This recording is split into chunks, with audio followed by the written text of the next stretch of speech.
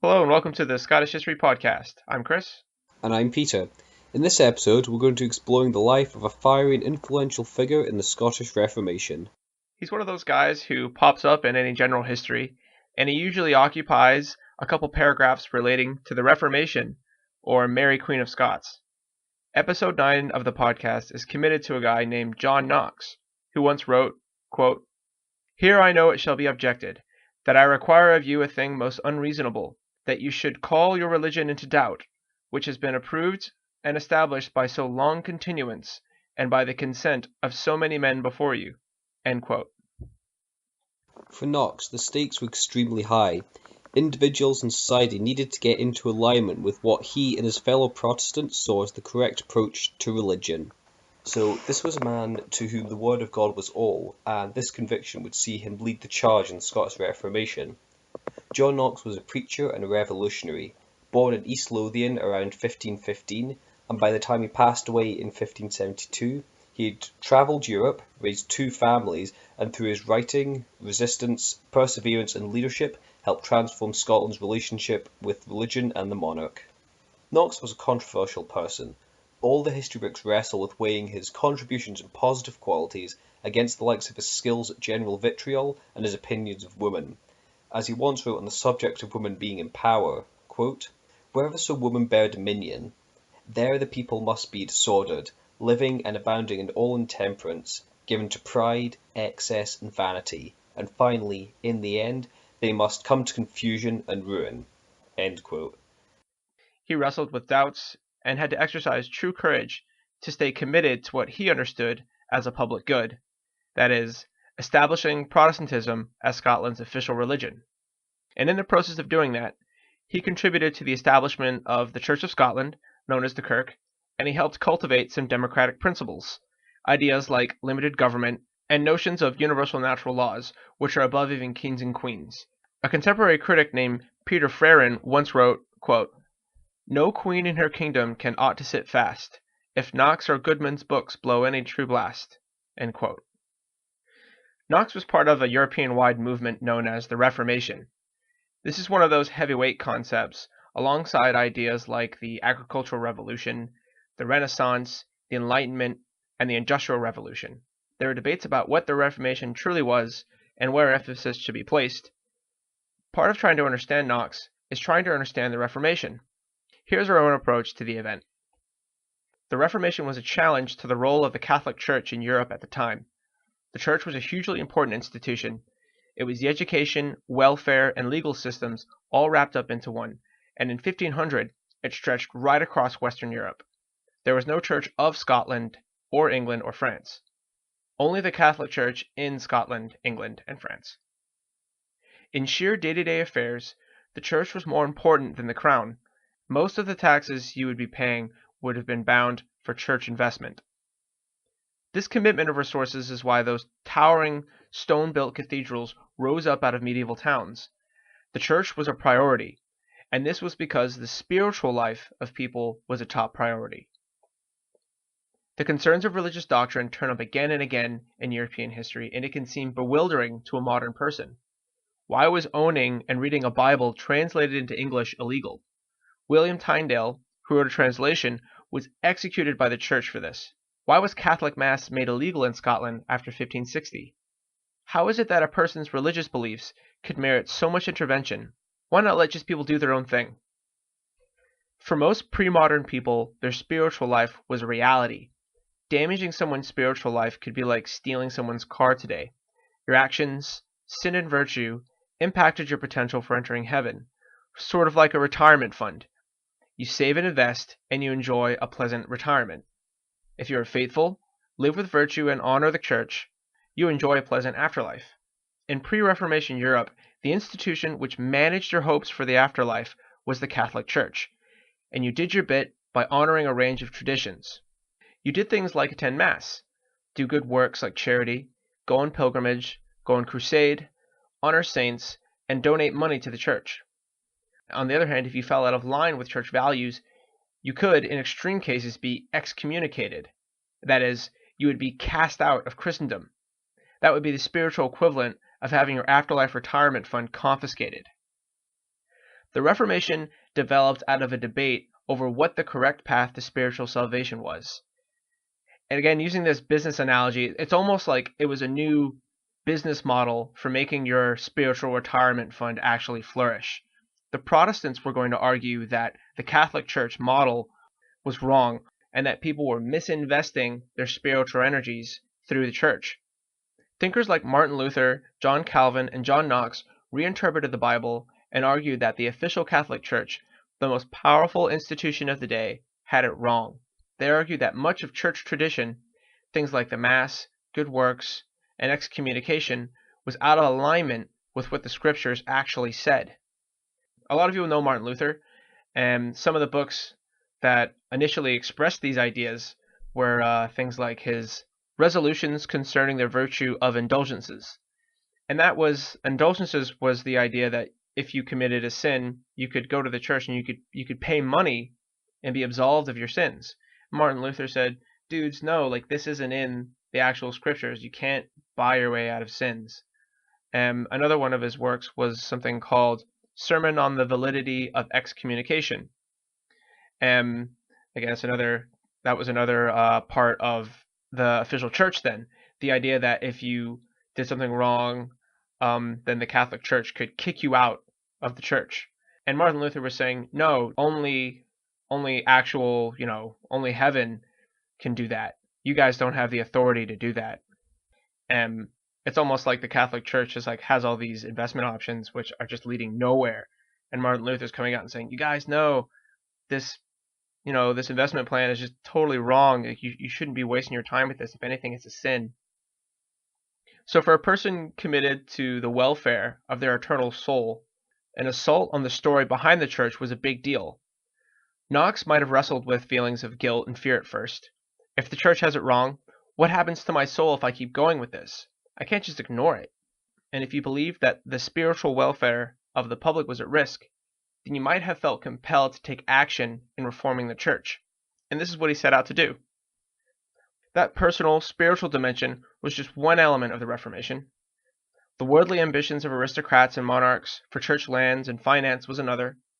A lot of what used to be the property of monasteries and cathedrals shifted over to more secular powers as a result of the Reformation. And that balance between what actually drove the Reformation, things like spiritual convictions, versus material ambition, is fought out in the history books. From either approach, people were protesting against the status quo of the church, and they came to be known as Protestants, and Knox would end up being a leader among them. Knox's early life is not all that remarkable, and there's not much to point out that would actually indicate what kind of man he would shape up to be. Knox was born around 1515, and by the time he was a kid, the Reformation was building momentum so that during his elementary education at a cathedral in East Lothian, people all around Europe were being martyred for their Protestant faith, a threat which Knox himself would have to live with someday. While Knox's brother set down the path of becoming a merchant, Knox himself took a path for joining the church. Working in the church didn't just mean being a priest. Church work can involve elements of jobs like being a teacher, a lawyer, a social worker, a psychologist, or a clerk. He studied theology at St Andrews University, probably graduated, and while there, perhaps first confronted Protestant writing. Being educated in Latin, he would have had access to scarce illegal books which had been smuggled into Scotland. I reckon Knox would have wanted to be a priest from the get-go, but finding work was difficult. There wasn't always enough parishes to employ the number of theology grads coming out of Scotland's 3 universities. So Knox became something called a notary apostic, which basically means he became a community lawyer, doing work involving things like deeds and marriage certificates. Knox also worked as a tutor for the children of local aristocrats. He didn't become the famous reformer overnight. He spent large amounts of time poring over biblical verse, and in contrast to his later image as a Protestant radical, he was apparently deeply worried about his break from the traditional church of old. A major influence on his early religious rumblings was a radical preacher named John Wishart. Now, Wishart wasn't as bombastic or fiery as Knox would later become, but he was a gifted public speaker who was able to captivate crowds. Knox was so impressed that he joined Wishart's band. As a radical preacher, Wishart had his fair share of religious enemies, and, very surprisingly at least for me, Knox took to carrying a 2-handed sword around with him to protect Wishart. An incident led to Wishart being captured and eventually burned at the stake for heresy by a guy named Cardinal David Beaton, And we actually have some accounts of his execution which get pretty grisly. They filled his pockets with gunpowder, they hung him until he was almost dead, and then cut him down and burned him. The cardinal himself would meet his end at the hands of some very angry Protestants who stormed his castle in St Andrews and ran him through in retaliation for the burning of Wishart. With Beaton dead, the rebels held the castle and attracted like-minded thinkers to it. John Knox appeared in 1547 and, with the sermons gaining popularity, was convinced to take up the mantle of preacher. Again, with this we see him agonising over the decision. Accounts hold him being overwhelmed and returning to his room in tears, and it would be a few days before his friends could actually coax him out of his room and get an answer from him. Soon, French ships, who were allied with the then Catholic Scottish establishment, landed in St Andrews. They quickly captured the castle and the rebels surrendered to them, perhaps hoping for a less severe punishment from the one that befell Wishart. Promised free passage when they got to France, the men, both nobles and common, were stuffed into the cramped galleys and made to row for the French mainland. Once there, the nobles were taken to various castles for ransom, while the others, Knox included, were imprisoned on the boat. Yeah, we got a contemporary description of what it was like to be a galley slave. Knox was actually, he was a galley slave for 19 months. And funnily enough, like while he was a galley slave, he actually was receiving correspondence. So his buddies back in Scotland or friends of his anywhere in Europe could actually send him mail. Yeah, and he would get to port and there'd be mail waiting for him while he was a galley slave. So it's almost Yeah, it's quite impressive that they knew where to write. You know, it's like John Knox, slave galley. Yeah, slave galley. I think the name of the boat was like Notre Dame or something. But it's this isn't a point about John Knox and like the Reformation, but it's like how slavery was normalized. It was just it would be as if you got a summer job somewhere. Yeah, yeah. Except it's not something. He's a slave. Yeah, and that's the thing because they were like, Mm. given like 3 meals a day, or sorry, no, they were given like food and stuff. But yeah, it's crazy to think that at this time, yeah, slavery was completely normal, and this was a normal thing to happen. Like, I don't think anyone. That was in the cards. Yeah, exactly. I don't think the English crown or the Scottish crown would kick up a massive fuss with the French taking a few kind of common rebels and sticking them on a galley. I don't think that wouldn't have been a point of contention really. Yeah. The fact that they're slaves wouldn't be the thing. If they were important people, then it might matter. But the fact that they were made slaves was like, oh, well, that's going to happen. But yeah, they've got this in the research. I came across this contemporary description of what it might be like to be a galley slave, and it goes like this: quote, "Thy son's inheritance shall be chains in the galley, wherewith he shall be fettered, a whip upon his bare skin if he row not to the death, and a horse loaf and water for his daily diet." End quote. And that was by a guy called John Alamer, and he wrote that in like the 1550s. Knox's Protestant faith held in the terrible conditions, and, chained to a bench in the galley, inevitably he became very ill, leaving symptoms that would stick with him through his later life. Why he was released from the prison galley actually remains a mystery. It could have been that the guy named the Earl of Sutherland had organised a prisoner exchange to get some of his men back who were present at St Andrew's Castle when it fell, and maybe Knox was a part of this prisoner exchange, or maybe it was that his illness became so severe that he wasn't actually useful to the French as a slave anymore. If he couldn't row, they might have just released him, but unfortunately we don't know the specifics there. With his freedom, Knox was welcomed into the Protestant community of England, eventually being assigned a preaching post at Berwick, a northern town that had yo-yoed between Scottish and English rule for many years. Again, he became increasingly popular here, with people stealing over the border between two countries just to hear him talk. It was said that Knox was a very talented public speaker, able to win over people from all walks of life, from charming affluent ladies in waiting to impressing tough, stoic soldiers with his blunt and no-nonsense approach. While researching, I actually found out an interesting fact about Knox's personal life. My impression before, probably like the majority of people, was seeing him as like a really kind of stern figure with an intense dislike for women, which is kind of seen in some of his work, but we'll get onto that later. But I was actually surprised to find that he had a lot more of a sentimental side to him. In correspondence that survives, he had a lengthy relationship with Elizabeth Bowes. A tender side to Knox is shown where he comforts her in getting comfortable with a new religious faith. Knox's commitment to helping Elizabeth suggests an authentic concern for the spiritual well-being of his friends and of the public. We have a couple of quotes here from these letters. Quote, "Say to him when he assaults you, 'Avaunt, Satan, the Lord confound thee.'" End quote. It's possible to cloak material or selfish ambitions in religious language, but this wasn't the case for Knox. Knox wasn't always preaching in underground Protestant scenes, and as we mentioned earlier, he didn't only have gigs in Scotland. Most of his early career was actually in England and Europe, and here he gained enough notoriety to be invited to preach in front of the English king, Edward VI. The 1500s was still a time when the will of a single king or queen could drastically impact the living standards of people generally. Edward VI was a Protestant convert, his successor was not. The potential for exile, imprisonment, or execution would be the bane of Knox's life during his professional life. Burnings, imprisonment, and enslavement were very real possibilities. In the 1500s, individuals couldn't just approach religion in whatever way they wanted to, as we can today. The government then used the law and the sword to force people to engage with Christianity in a specific way. In 1555, as Mary of Guise held power in Scotland, if a Protestant preacher tried to set up a church, he could be imprisoned and exiled. By 1560, the Catholic Mass had been declared illegal in Scotland. In this case, it would be the Catholic priest on the run. Either way, sticking to your convictions publicly could set you on the fast track to capital punishment. Protestants would have anticipated the arrival of a Catholic or Protestant monarch, fleeing from or flocking to various regions of Europe, depending on their levels of oppression or freedom. Knox had been working as a legitimate preacher in England while Edward VI's reigned, but after Edward VI's death and the failure of a Protestant rebellion, Mary I became Queen of England and re-established the Catholic faith as the status quo. Scotland was still considered too unsafe for a Protestant preacher, and so Knox had to bail. He made for the continent, eventually arriving at Geneva, Switzerland, then a Protestant refuge.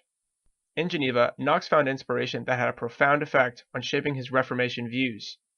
This inspiration came in the form of the reformer John Calvin, a Frenchman who was influenced by the bombastic Martin Luther. Knox couldn't praise Geneva enough, what he thought of as the best place for a Protestant to be. He described it as, quote, "the most perfect school of Christ that ever was in the earth, since the days of the apostles. In other places I confess Christ to be truly preached, but manners and religion so sincerely reformed I have not yet seen in any other place." End quote. Much of Knox's contribution to the Scottish Reformation was done while he was in exile in Europe. His mission was to argue the Protestant cause in the British kingdoms and across Europe, hoping that either the monarch would convert or that the Catholic monarch would be overthrown. And to help, he wrote and wrote and he wrote. Probably his most controversial work was the pamphlet casually entitled "The First Blast of the Trumpet Against the Monstrous Regiment of Women." So it was aimed at the Catholic monarchs Mary of Guise, who was the Queen Regent, Mary Queen of Scots, and Mary I of England. It states that the Bible gives no support for female rulers, and in fact it condemns it. Published in Geneva in 1558, most see this work as a reaction against what he saw as ungodly rule. Realising how controversial attacking a ruling monarch would have been, Knox had the first blast published anonymously.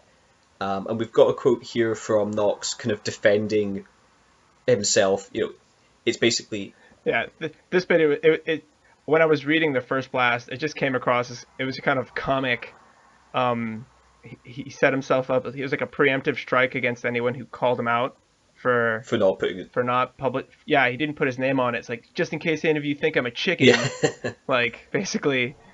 But yeah. Okay, so here it is. So, quote, "If any wonder why I do conceal my name, let him be assured that the fear of corporal punishment is neither the only, neither the chief cause. My purpose is thrice to blow the trumpet in the same manner, if God so permits. Twice I intend to do it without name, but the last blast to take the blame upon myself, that all others may be purged." End quote. As the opposition of women was unfortunately taken for granted in these times, the first blast made statements like, quote, "Nature, I say, does paint them, woman, forth to be weak, frail, impotent, feeble, and foolish." End quote. But somehow, that attitude isn't what caused the controversy in the first place. Rather, it was the status of the figures he was attacking.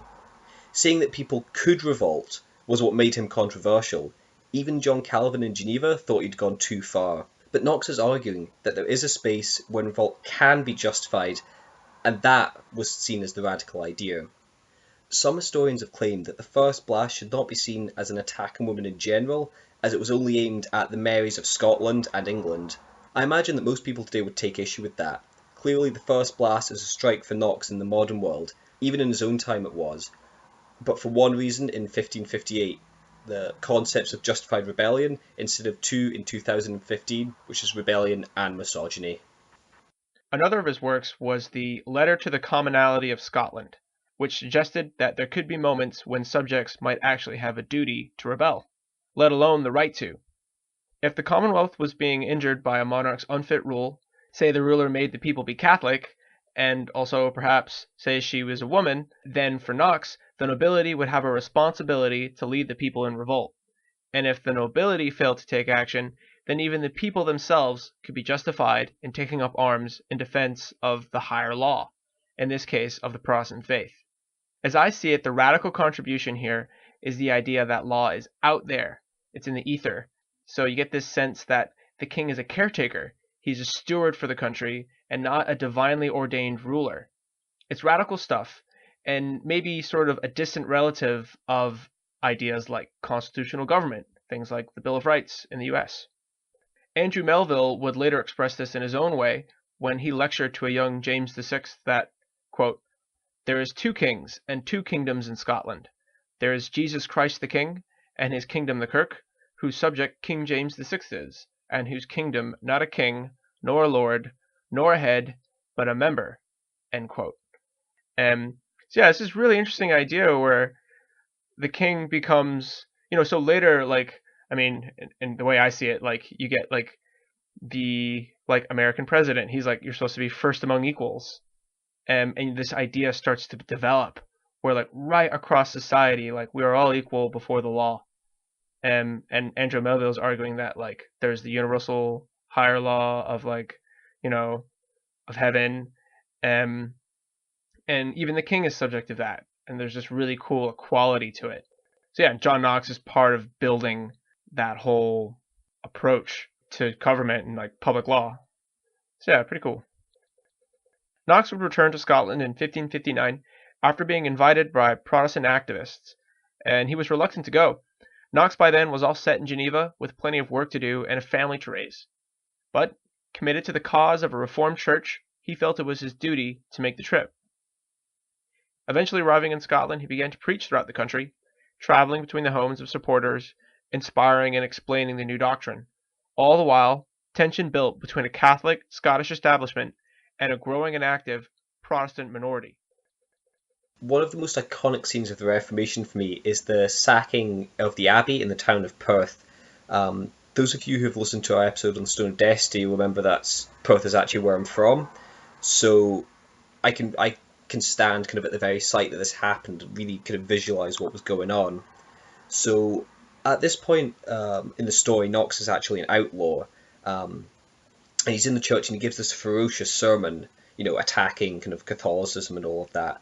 And afterwards, as the story goes, a Catholic preacher approached the church to worship in his own way, when a little child started hurling abuse and rocks at him. The situation spiralled out of control and a mob formed, marched to Scone Palace and gently dismantled, with fire and metal implements, Scone Abbey.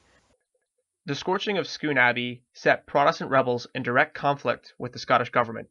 Central authority, led by the regent Mary of Guise, had been pushed too far. A royal army was assembled to retake Perth, where they met a Protestant rebel army of 3,000. These rebel forces were led by a group called the Lords of the Congregation. A campaign developed, with the upper hand shifting back and forth as French and English troops entered the fray.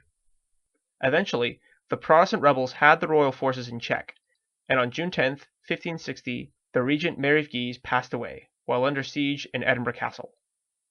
From here, the Treaty of Edinburgh was signed, and French and English troops withdrew from Scotland. At this moment, Knox and his fellow reformers could start their work in earnest, beginning by writing something called the Scottish Confession, which set out many acts that deconstructed the Catholic Church and brought Protestantism into the official foreground of Scottish Christianity. Practically, the most important contribution Knox made was as part of Team Scottish Reformation, and that was in writing something called the Book of Discipline. He co-authored the Book of Discipline along with 5 other Johns, It was written in 1560 after Mary of Guise was overthrown. The pre-modern version of a parliament was formed, and the book was written up as a kind of user's guide to a visionary plan for securing Scotland's spiritual and social ambitions as a newly officially Protestant country. One way of thinking about it is as a kind of Beveridge report. And the Beveridge report was that's like in any humanities department in Britain. You're gonna come across the Beveridge report. This was like a government document which set out plans for the welfare state, the British welfare state, after World War II. So the Beveridge report outlined things like public housing and health. So the Beveridge report was like a keystone of what will become the NHS, today's NHS. And it's also a kind of constitution moment. So you can think of like the US, all these guys getting together and kind of setting out what they see as these awesome rules for how we're gonna keep society humming along nicely. Some specific social aspects of the Book of Discipline that kind of still have an influence in Scotland are the education provisions.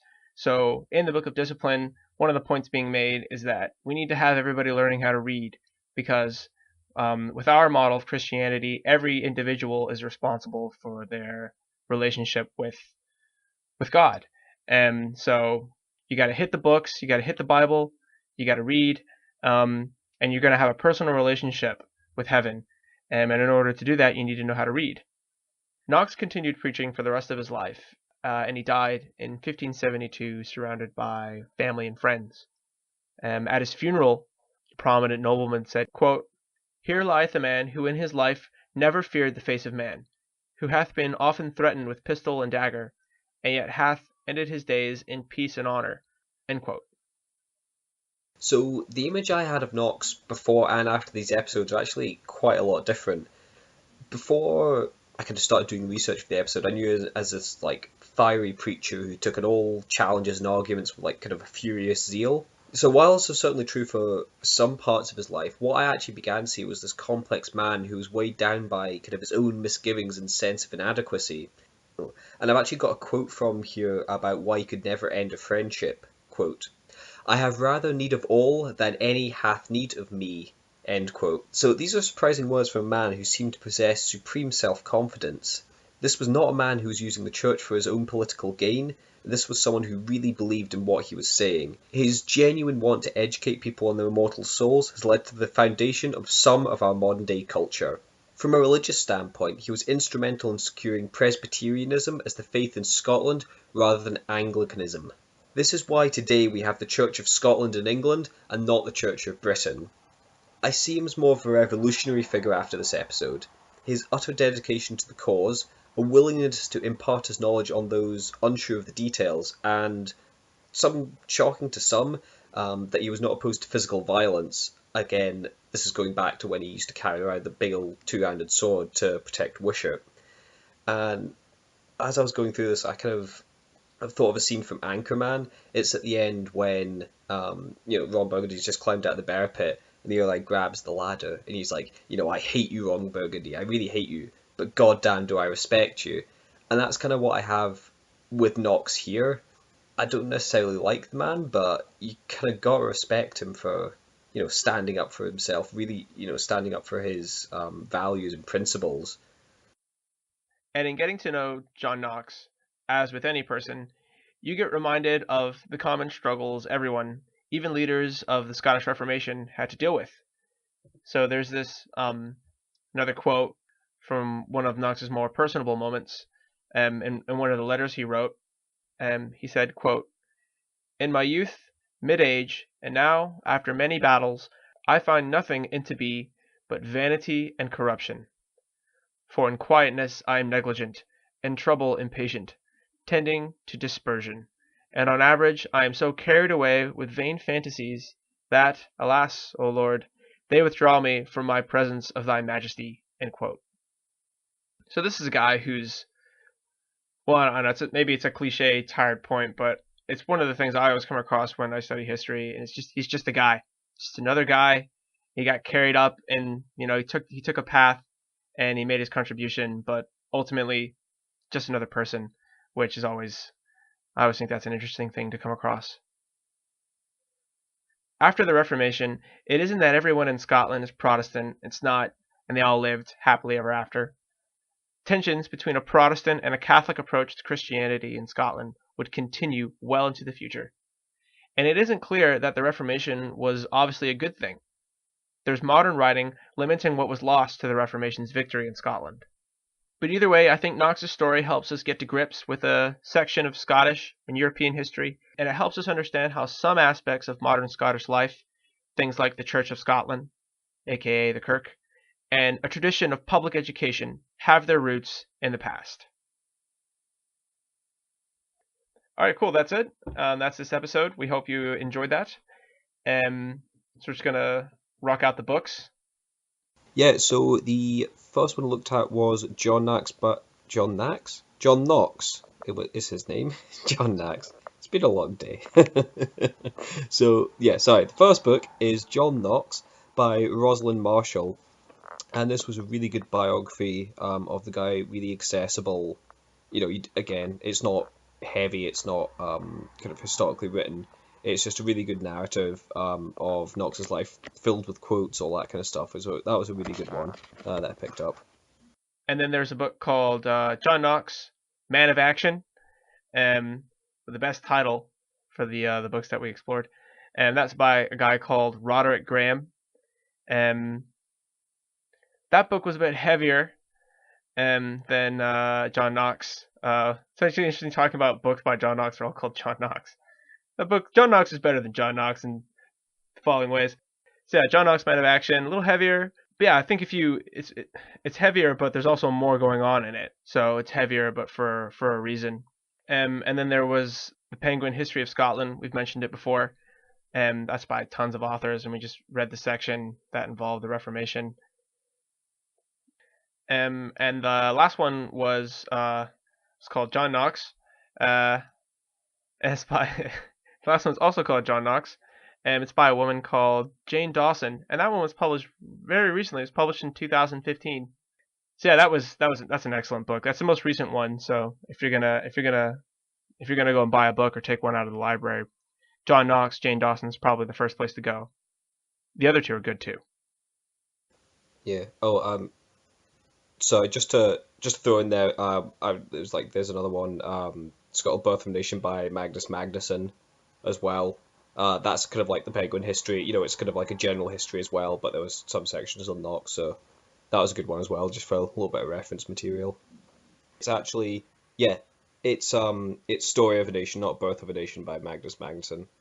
So I just had to look up the name there because I was like, Birth of a Nation, that's not right. No, it's Story of a Nation. Yeah, Birth of a Nation is a movie about the Confederacy. Yes, it is. So, I mean, by all means watch that, but you won't find out anything on John Knox, so don't be disappointed. So what we want to do just now is kind of talk about the future of the podcasts. Our regular listeners will obviously know that last episode was just Chris kind of doing it solo. Basically what's happened is I've moved right to the other end of the country for work, so unfortunately we can't actually meet up face to face and produce an episode anymore.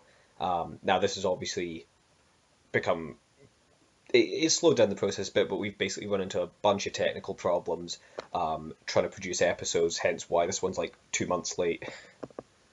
Yeah, so like Peter says, like technical problems, internet connection going down, and so we figured the most realistic format, going into the future would be where there's the Scottish History podcast, and then we're both members of it. We're going to, everything up to the recording, we're going to share. We're going to work on each other's show notes and research, and then we're going to produce individual episodes, and then contribute them to the podcast. So we're still, like, everything before recording, we're still exchanging thoughts and looking at each other's show notes, and we're having conversations about each other's episodes.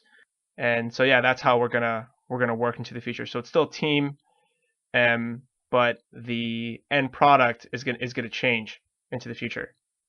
Yeah, it is a shame because we both really enjoy obviously doing the kind of joint podcast, but unfortunately it's just not really viable at this moment in time. So, who knows, maybe in the fullness of time we'll be able to fire these kind of double episodes out again, or we can maybe do like a special every so often or something like that. But kind of moving forward for the time being, it's just going to be individual ones. But we're still going to be doing looking at each other's work, pointers, all that kind of stuff. So we're still going to be involved in kind of every step of the process. It's just going to be Mhm. individual episodes from now on. But I'm kind of excited about it as well. It's going to be a bit of a new dynamic. Yeah, it's going to be sweet. Yeah, no, it's cool. Yeah, apologies for it being a few months late, but we really hope you enjoyed this one, and we hope that you enjoy the many more that we're going to produce in the future. Yeah, hope you enjoy the future episodes, and see you again soon on the Scottish History Podcast. All right, peace. All right, see you later.